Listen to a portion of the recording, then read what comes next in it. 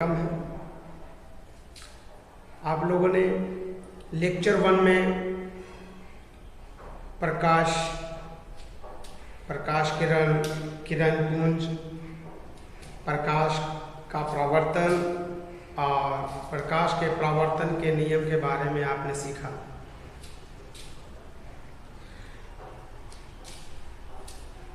अब हम लोग शुरू करने जा रहे हैं आपके लिए अगला टॉपिक, प्रतिबिंब, जिसको इमेज के नाम से भी जाना जाता है। यह एक टेक्निकल टर्म है। हम लोग अपने डेली की भाषा में इसे प्रतिबिंब न कहकर फोटो भी बोलते हैं कि देखो दर्पण में हमारा चित्र नजर आ रहा है। तो हम लोग टेक्निकल टर्म को थोड़ा देर से समझते हैं। हम लोग अपनी डेली भाषा को जल्दी सीख पाते हैं। ऐसा इसलिए होता है क्योंकि हम लोग अपनी लाइफ में डेली भाषा को ही ज़्यादा यूज़ में लाते हैं। हम लोगों को चाहिए कि हम लोग टेक्निकल टर्म भी यूज़ करें। पढ़ाई इसीलिए तो टफ होती है क्योंकि हम लोग टेक्निकल टर्म यूज़ करते नहीं और किताबों में ज़्यादातर टेक्निकल टर्म यूज़ होते हैं। अगर हम लोग अपने डेली लैंग्वेज में भी अगर टेक्निकल टर्म यूज़ करने लगे तो किताब की भाषा फिर आसान हो जाएगी, जैसे आपके डेली लाइफ की भाषा है। अब ये प्रतिबिंब क्या होता है कि जैसे ही आप अपने घर में अपने कमरे में जाते हैं तो आप अपने दर्पण के सामने खड़े हो जाते हैं, तो आप ही का डुप्लीकेट, आप ही के जैसा कि इंसान आपके दर्पण में दिखता है। वो क्या है? वो कौन है? वो आप ही हैं। वही है आपका प्रतिबिंब। वही है हम सकल जो आईने में दिख रहा है, वो आपका प्रतिबिंब है। तो यहाँ पर आप देख रहे हैं कि दर्पण के सामने एक बिल्ली बैठी हुई है और उसका प्रतिबिंब दर्पण में दिखाई दे रहा है।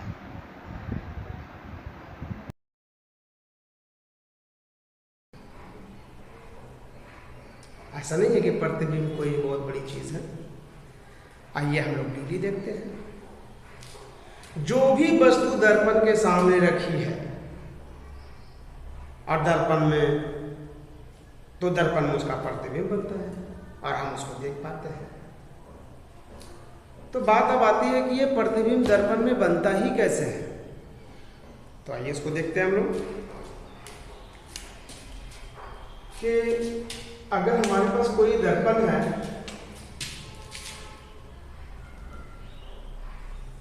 हमने एक समतल दर्पण बना लिया और ये इसका पेंटेड सरफेस है और इधर जो है परावर्तक सरफेस है। ये हो गया पेंट वाला हिस्सा और ये हो गया परावर्तक सतह।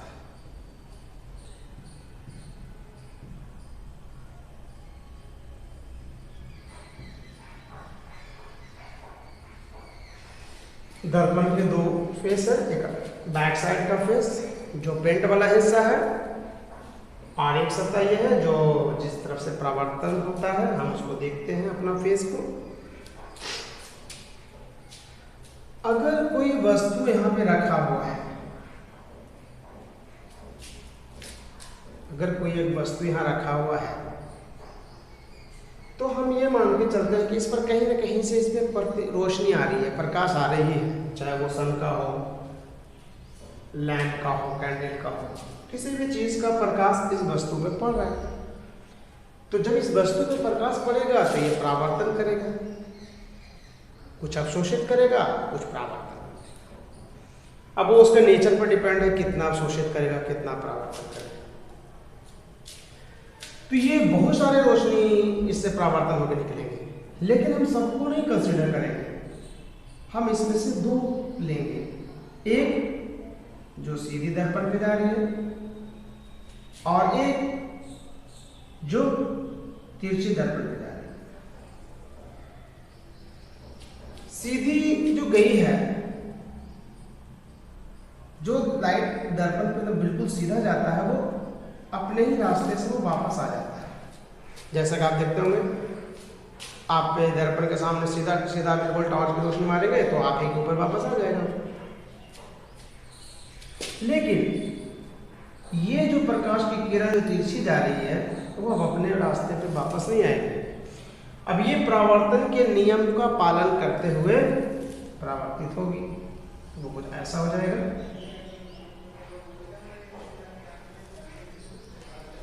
हम क्या करेंगे, दर्पण पे यहाँ पे लंब डाल देंगे, दर्पण पे अभिलंब डाल देंगे, जिसको हम n से लिखते हैं। तो अब हम यहाँ ये देखेंगे कि जब ये किरण जो है परावर्तित होकर इस दिशा में आ रही है, हम यहाँ से देखेंगे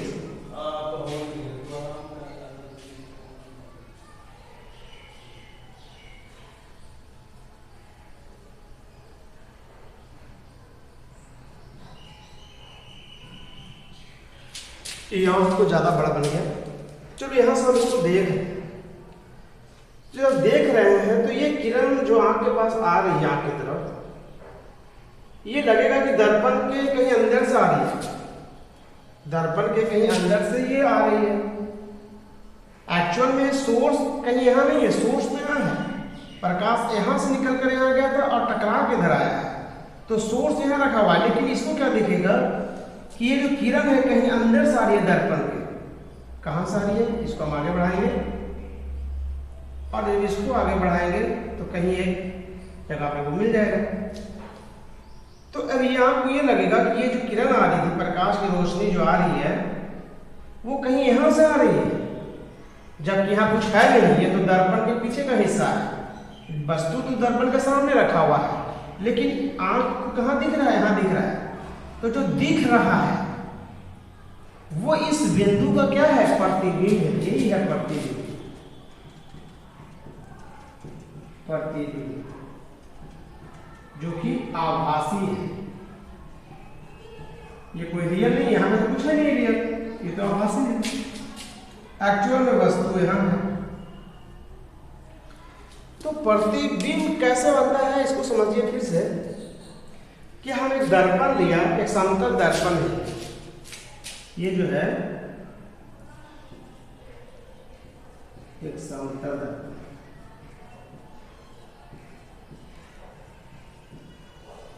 जिसको प्लेन मिरर भी कहते हैं। ये समतल दर्पण है, इसका इस साइड का हिस्सा जो बैक साइड का है वो पेंट किया वाला हिस्सा है जो रेड कलर का रहता है, और एक तरफ परावर्तक सतह है। वस्तु तो हम फ्रंट पे ही रखेंगे, परावर्तक सतह की तरफ रखेंगे तो मुझे दिखाई देगा। तो वस्तु जब यहाँ रखें तो वस्तु से किरणें तो बहुत सारी निकलती है, लेकिन हम सारी किरणों को दिखाने लगेंगे तो यहाँ तो पूरा जगह ही फुल हो जाएगा। इसलिए हम सबको नहीं लेंगे, हम सिर्फ एक जो सीधी जा रही है उसको ले लेंगे, और एक कोई एक तिरछी जा रही है उसको ले लेंगे। तो जो सीधी गई थी वो सीधी वापस आ गई, क्योंकि जब हम नॉर्मल डालेंगे दर्पण पे तो रोशनी प्रकाश जो है उसी रास्ते में वापस आ जाती है। लेकिन जो किरण तिरछी गई है वो परावर्तन के नियम को पालन करते हुए वो तिरछी निकल जाएगी।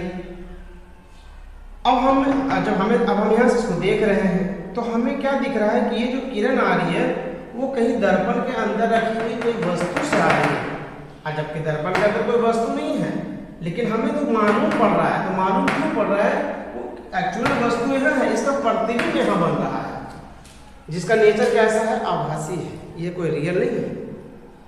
तो यही होता है प्रतिबिंब। इंसान के साथ भी हम लोग भी जब आईने में देखते हैं तो यही घटना घटती है, यही सारा फेनोमेनन वहाँ पे भी हो रहा है। यहाँ पे हम एक वस्तु, एक बिंदु को लेकर कंसीडर कर रहे हैं, वहाँ पे हम एक चित्र के द्वारा भी कंसीडर कर सकते हैं, जो कि आइए हम आगे देखते हैं।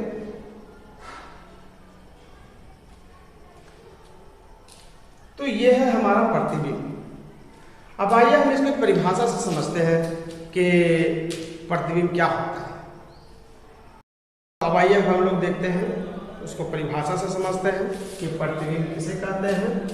अच्छा, मैंने उसका चित्र ही मिटा दिया, तो उसका चित्र एक बार फिर से बना देते हैं। ये हमारा दर्पण है, यहाँ पे हमारा वस्तु है, एक हमारी सीधी रोशनी गई, वापस आ गई। यहाँ से हम एक किरण, दो किरण, कई किरण को दिखा सकते हैं।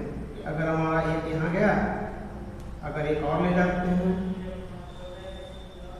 परावर्तन के बाद कहीं यहाँ आ गया, तो एक किरण और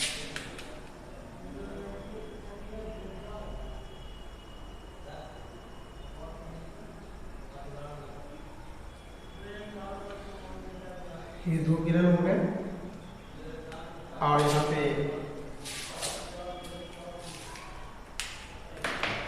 8 बना देते हैं देखने के लिए।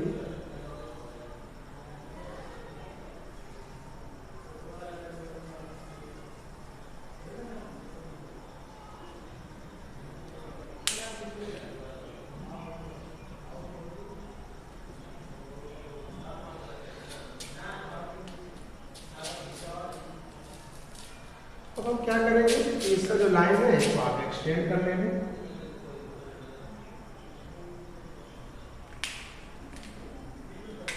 इसका भी लाइन को हम आगे बढ़ा लेंगे,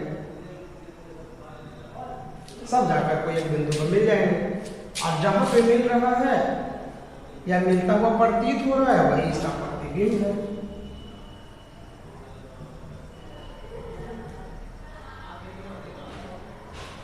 अब ये है हमारा वस्तु। ये आप क्या देख रहा है कि ये जो 2 किरण इस पर आ रही है वो कहीं यहाँ से आ रही है, देखिए यहाँ से चलते हुए से जा रही है। ये डॉटेड लाइन हमने इसलिए बनाया कि ये दर्पण के अंदर का है, दर्पण के अंदर कुछ है ही नहीं। तो ये क्या है, एक इमेजिनरी है, आभासी है, ये माना हुआ है, ऐसा कुछ नहीं। एक्चुअल प्रकाश की किरणें जो भी है दर्पण के परावर्तक सतह की तरफ होते हैं, ना कि पेंटेड सरफेस की तरफ। ठीक है, अब इसको हम एक बार फिर से समझ लेते हैं कि कहता है कि वस्तु के किसी बिंदु से प्रकाश की किरणें परावर्तन के बाद, देखिए परावर्तन के बाद जिस बिंदु पर मिलती है या मिलती हुई प्रतीत होती है, देखिए यहाँ पे मिल रहा है या मिलता हुआ प्रतीत हो रहा है, ये प्रतीत हो रहा है क्योंकि यहाँ पे एक्चुअल में नहीं मिल रहा है, तो ये प्रतीत होता है, तो उसे उस बिंदु का प्रतिबिंब कहते हैं। किस बिंदु का, इसका प्रतिबिंब ये बना जहां पे वो आपस में मिल रहे हैं या मिलता हुआ प्रतीत हो रहा है जिस बिंदु पे, तो यही है प्रतिबिंब। तो यहाँ पर 2 शब्द यूज किया गया कि परावर्तन के बाद जिस बिंदु पर मिलती है या जिस बिंदु से आती हुई प्रतीत होती है, 2 शब्द है अलग। तो ये इसलिए 2 शब्द है क्योंकि प्रतिबिंब 2 प्रकार के होते हैं, वास्तविक और आभासी। तो हम लोग ये देखते हैं कि समतल दर्पण में जो प्रतिबिंब बन रहा था, तो उसका हम किस निष्कर्ष पे पहुंचे कि उसके अंदर क्या क्या हो रहा है।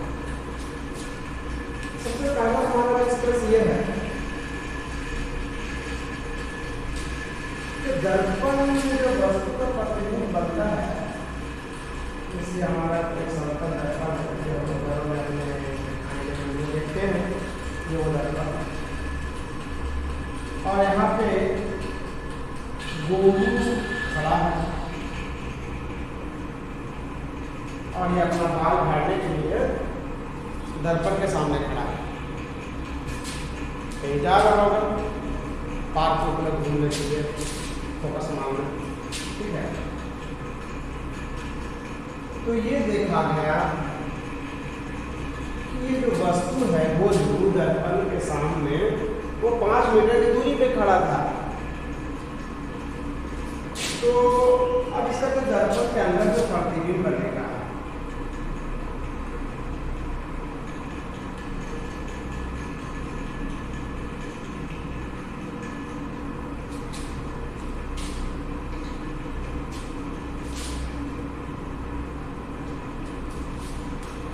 गोलू का जो प्रतिबिंब बना दर्पण के अंदर वो भी 5 मीटर की दूरी पे ही बना।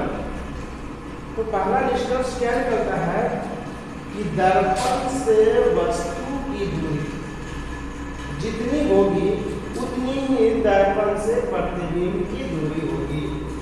यह है प्रतिबिंब, इसका गोलू का प्रतिबिंब, ये है गोलू।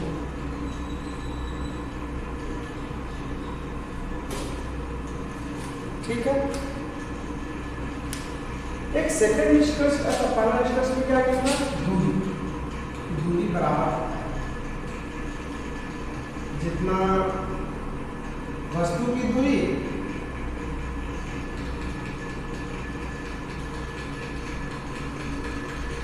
किसके बराबर होता है, प्रतिबिंब की दूरी। दूसरा निष्कर्ष निकला, जैसा ये दिख रहा है वैसा उसमें भी दिख रहा है। तो दूसरा निष्कर्ष क्या निकला, वस्तु का आकार तथा प्रतिबिंब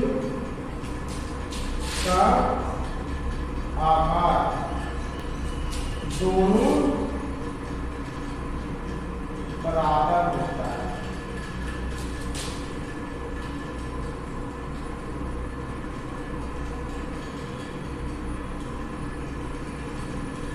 वस्तु का आकार बराबर प्रतिबिंब का आकार, ये हमारा दूसरा निष्कर्ष है।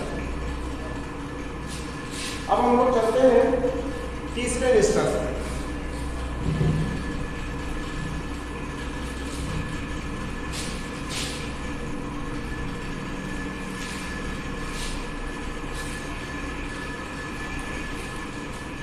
ये हमारा तीसरा निष्कर्ष क्या कहता है, तीसरा निष्कर्ष कहता है कि अगर कोई दर्पण है, दो दर्पण, निष्कर्ष कहता है कि अगर कोई दो दर्पण है और दर्पण एक दूसरे के ऊपर कुछ कोण बना लिए, मतलब कि जैसे मान यहाँ पे कितना दिए हैं 30, 40, 50, 90, 80, 100, 180, तो अलग अलग एंगल पे रखने पर उसमें प्रतिबिंब की संख्या अलग अलग होगी। आप कभी देखे होंगे जब कोई सैलून की दुकान में गए होंगे या ब्यूटी पार्लर की दुकान में गए होंगे तो देखे होंगे कि जब आप दर्पण के सामने आप अपना फेस जब देखते हैं तो दर्पण के अंदर कई आपके प्रतिबिंब बनते हैं, 8, 10, 20, लगता है इन्फिनाइट बनने लगता है, इन्फिनाइट भी बनने लगता है। तो वो डिपेंड करता है कि सैलून में जो दो दर्पण रखे गए हैं पीछे और आगे वो एक दूसरे से कितने एंगल पे हैं। तो इसके लिए एक फार्मूला है, इसका कैलकुलेशन के लिए फार्मूला देखते हैं। इन क्या है, नंबर ऑफ प्रतिबिंब, कितने प्रतिबिंब बनेंगे उसके लिए ये हमारे पास n है, प्रतिबिंब की संख्या, प्रतिबिंबों की संख्या n equal to 360 by theta minus 1। हमें ये निकालने के लिए 360 बाई थीटा माइनस 1 का यूज करना है। कब, यहां पे लिख दीजिए ब्रैकेट में, यदि 360 डिग्री बाई थीटा क्या हो, एक सम संख्या, सम संख्या, जब ये सम संख्या है। अगर विषम संख्या हो तो क्या करेंगे, तो उसके लिए सिंपल फार्मूला ये है कि यदि 360 बाई थीटा क्या हो, विषम संख्या,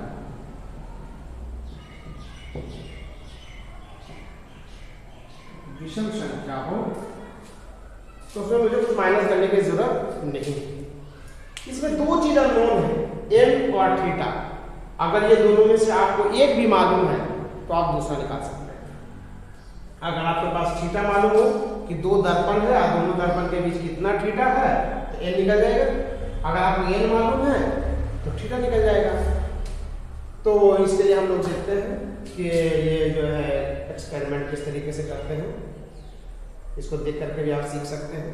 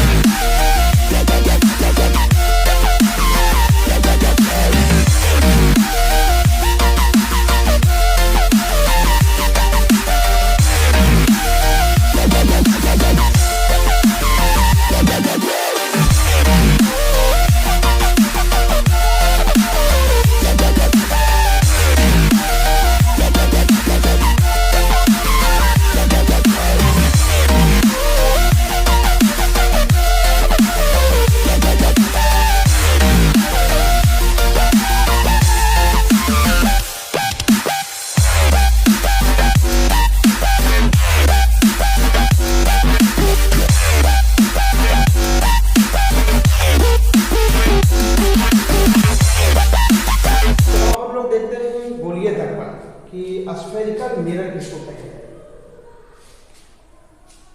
आप लोग गोलीय दर्पण, बहुत सारे बच्चे गोलीय दर्पण के नाम से कंफ्यूज हो जाते हैं। व्हाट गोलीय? तो गोलीय मतलब गोल, सिंपल सा फंडा है। गोलीय स्फेरिकल। ऐसा दर्पण, कैसा दर्पण? ऐसा दर्पण जो किसी खोखला गोला से काट कर बनाया गया हो। फिर से, ऐसा दर्पण जो किसी खोखला गोला को कट करके बनाया गया हो, गोलीय दर्पण कहेंगे। सिंपल सी बात है। आइए देखते हैं कि इसको हम किस तरीके से परिभाषित करते हैं।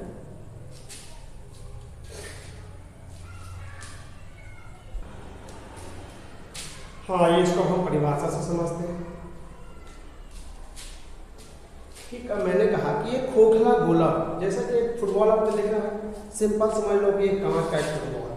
इसको इस तरीके से हम बना सकते हैं।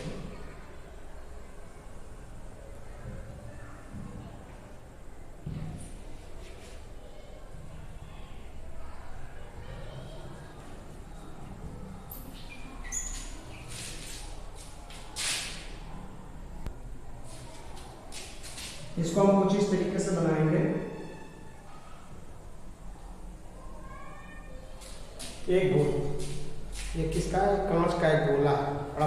ठीक है, मैंने कहा कि ये खोखला गोला, जैसा कि फुटबॉल आपने देखा है, सिंपल समझ लो कि एक कांच का एक फुटबॉल है। इसको इस तरीके से हम कैसे बनाएंगे? एक गोल, ये किसका है? कांच का एक गोला है, बड़ा फुटबॉल के जैसा।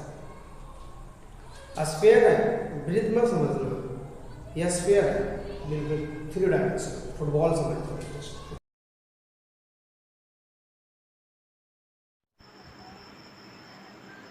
जैसा कि आप देख रहे हैं, यहाँ पे एक कांच का गोला दिखाया गया है। इसी तरीके के गोला से काट कर ये बनाया जाता है।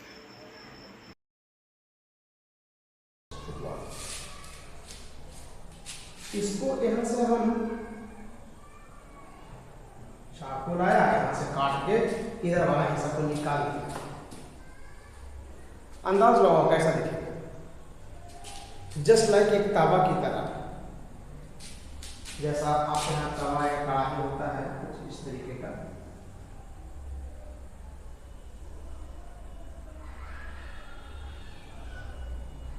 कुछ इस तरीके का वो दिखेगा। सेम रिकॉर्ड कर लेते हैं। 2 क्यों काटा? आपका सवाल हो सकता है कि हमने 2 क्यों काटा। हम दोनों तरफ से पेंट करके देखना चाहते हैं, एक बार बाहर से, एक बार अंदर से। तो ये जो हिस्सा है, इसको हमने बाहर से पेंट कर दिया, बाहर से कलाई कर दिया। यहाँ पे ये जो आपने देखते होंगे दर्पण के ऊपर पेंट किया हुआ था, आइस में अंदर से कर दिया। यही दोनों का फर्क है। एक में दर्पण को बाहर से किया, एक में दर्पण के अंदर गड्ढा वाला हिस्सा से किया। एक होता उभरा हुआ हिस्सा, 2 तरह का हिस्सा होता है।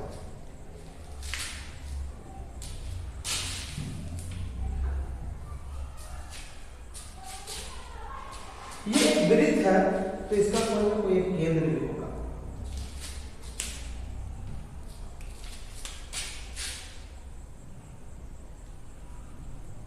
केंद्र, इस केंद्र को हम सी बोलते हैं। सी हो गया हमारे लिए वक्रता केंद्र। सबका नाम भी आप देखते जाए साथ साथ। ये जो है, ये लाइन जहां तक मिल रहा है, वो ये एक दर्पण बन गया, क्योंकि जब पेंट कर दिए और तो ये दर्पण बन गया। उसका ये मध्य बिंदु यहाँ पे है, जिसको बोलते हैं पी पोल। इसको बोलते हैं हम लोग ध्रुव। ठीक है, यहां से यहाँ की दूरी है, इसको बोलते हैं आर।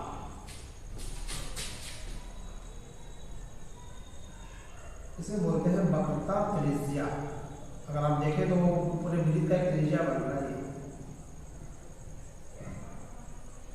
ये बन गया वक्रता त्रिज्या।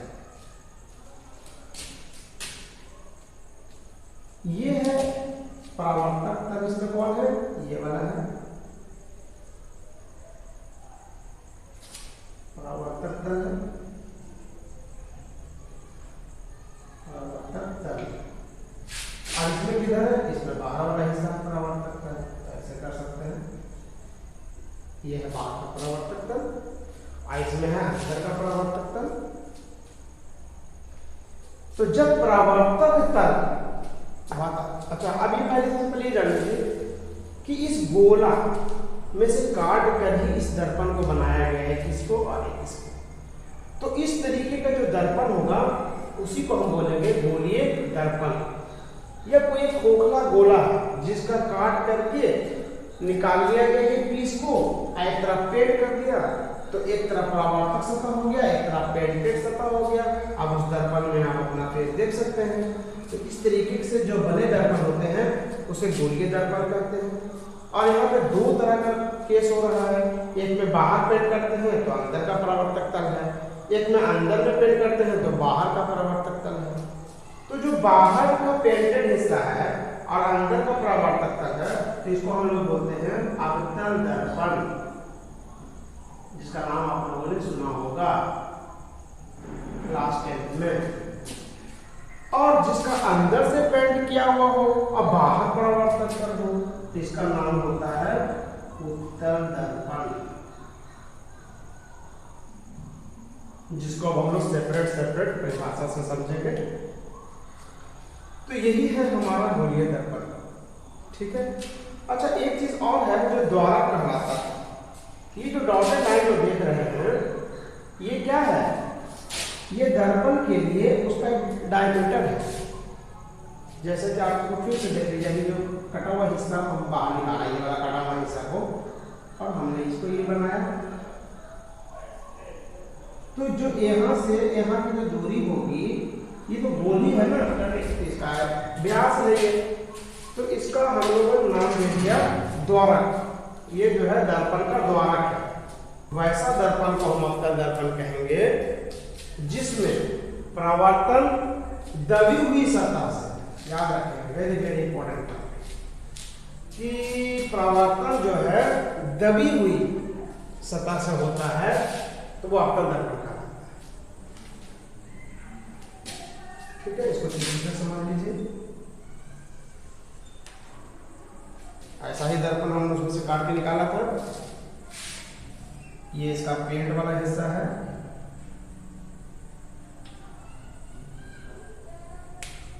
तो इसमें परावर्तन किधर से होगा, ये दबा हुआ जो हिस्सा है जो इधर से होगा।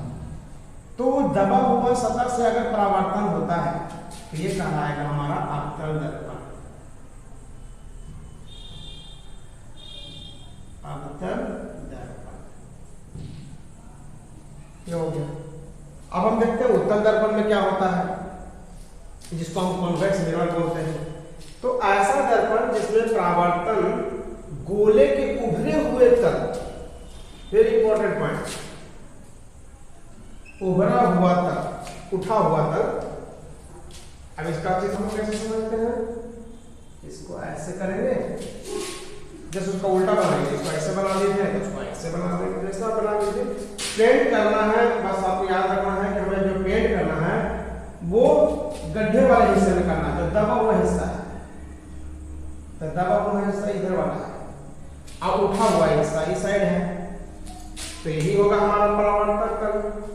तो अगर कहता है कि दर्पण में परावर्तन जो होता है अगर वो उभरे हुए तल से हो रहा है, तो इसका नाम हम देंगे उत्तल दर्पण। उत्तल दर्पण, इसमें हम अलग अलग स्थितियों में प्रतिबिंब बनाना सीखेंगे। अभी हम ये जान जाए कि अवतल दर्पण की पहचान क्या है और उत्तल दर्पण की पहचान क्या है। अवतल दर्पण में उभरा हुआ हिस्सा पेंटेड रहेगा, और अवतल दर्पण में क्या हो रहा है कि जो परावर्तक तल है वो दबा हुआ हिस्सा है। उत्तल दर्पण में क्या हो रहा है कि दबा हुआ हिस्सा में पेंटेड है और परावर्तक तल जो है वो किधर है, उभरा हुआ हिस्सा है। तो ये आपको ध्यान रखना है कि उत्तल दर्पण में उभरा हुआ तल से परावर्तन होता है और अवतल दर्पण में दबा हुआ हिस्सा से, दबा हुआ सतह से परावर्तन होता है। यही पहचान है अवतल दर्पण की और उत्तल दर्पण की। अब इसमें हम अलग अलग सिचुएशन में कैसे कैसे प्रतिबिंब बनेंगे।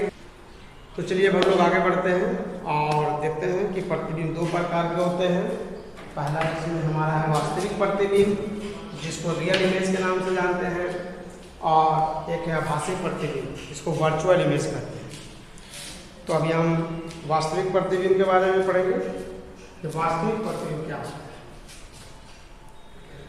तो वास्तविक प्रतिबिंब में होता क्या है कि जो वस्तु से जो प्रकाश की किरणें जो निकल रही है वो परावर्तन के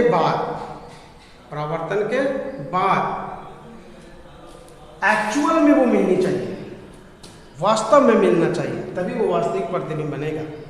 जैसा कि आप परिभाषा में देख रहे हैं कि जब किसी वस्तु से आने वाली प्रकाश की किरणें परावर्तन के बाद वास्तव में किसी बिंदु पर मिलती है तो इस प्रकार के बने प्रतिबिंब को हम वास्तविक प्रतिबिंब कहेंगे।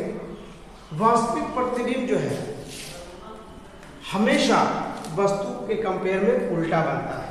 जैसे मतलब ये अगर इस तरह कोई वस्तु रखा हुआ है, इसका प्रतिबिंब ऐसा बनेगा। ये हम देखेंगे, अभी हम लोग प्रतिबिंब बनाना सीखेंगे। कई अलग अलग स्थितियों में वस्तु अलग अलग स्थिति में रखी हुई है तो उसका प्रतिबिंब कैसा बनेगा वो हम सारा बनाने के लिए सीखेंगे। दूसरी बात है कि वास्तविक प्रतिबिंब को पर्दे पे प्राप्त किया जा सकता है। एक्चुअली आप जैसे सिनेमा घरों में देखे होंगे कि बड़ा सा जो स्क्रीन होता है जिसको पर्दा बोलते हैं, तो वहाँ पे यही प्रतिबिंब बनता है, वास्तविक प्रतिबिंब बनता है। अब हम लोग देखेंगे आगे कि आभासी प्रतिबिंब क्या होता है।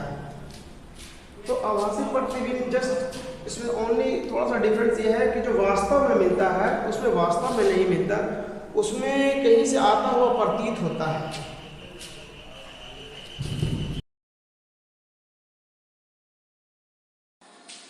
अब हम लोग ये देखेंगे कि आभासी प्रतिबिंब में क्या होता है। ठीक है, तो ये सेकंड टाइप है, इसको हम लोग वर्चुअल इमेज बोलते हैं। एक्चुअली जो हमारा प्रतिबिंब जो बनता है दर्पण में वो आभासी ही होता है, रियल में तो हम हैं, लेकिन जो दर्पण में हमारा सामने जो मेरा फेस जो दिख रहा है क्या वो वही मैं एक्चुअल हूँ? नहीं, एक्चुअल मैं हूँ, हमारा वो आभासी है। तो वो हमारा आभासी प्रतिबिंब बन रहा है दर्पण के अंदर। जैसा कि इसको हम चित्र से भी समझ सकते हैं। अभी हमने इस चित्र को देखा था, सेम वही चित्र है। एक वस्तु यहाँ रखा हुआ है, यहाँ से प्रकाश गया दर्पण पे, ये इसका पेंटेड वाला हिस्सा है। यहाँ से ये जो गया प्रकाश की किरण लगाकर वापस आ गया, और दूसरा जो गया वो कहीं इधर चला गया। एक और किरण लेते हैं कि जो यहाँ गया कहीं और आ गया इधर। अब इसी को हम आगे बढ़ा दिया।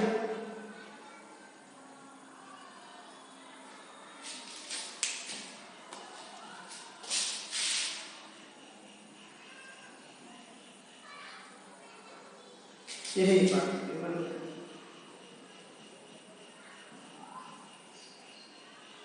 अब ये हमारा वस्तु है, अब ये हमारा दर्पण जिसमें हम फेस देख रहे हैं, सबका दर्पण है।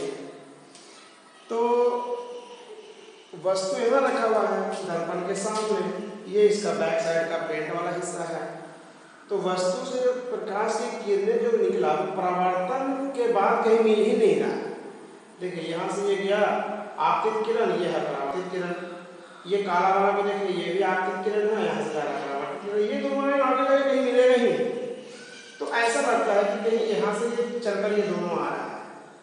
तो ये क्या हो रहा है, फील हो रहा है, प्रतीत हो रहा है, इसलिए इसका नाम पड़ा है आभासी प्रतिबिंब, क्योंकि ये आभास किया जा रहा है कि यहाँ से आ रहा है।